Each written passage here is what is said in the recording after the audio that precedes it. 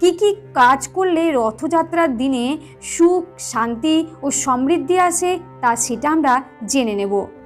1. বলা হয় রথ দেখলে নাকি আধ্যাত্মিক জ্ঞান বৃদ্ধি পায়, চিত্তশুদ্ধি ঘটে, এমনকি প্রকৃত মানস চক্ষু দৃষ্টি আরও প্রসারিত হয়। 2. রথ টানার সময় একজন যদি তা দাঁড়িয়ে দেখেন তাতে তার অন্তরে থাকা সমস্ত পাপের মোচন ঘটে। 3.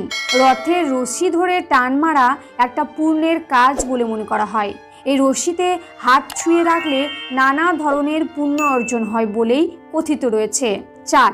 রথযাত্রার দিনে জগন্নাথের দৈব বিগ্রহের সামনে নৃত্য পরিবেশন ও জয় জগন্নাথ নাম উচ্চারণ করে গেলে মানসিক শান্তি লাভ করা যায় ও সুখ সমৃদ্ধি আসে। 5. রথযাত্রা উৎসবের শুরু থেকে শেষ পর্যন্ত কেউ অংশ নিলে এবং এর সমস্ত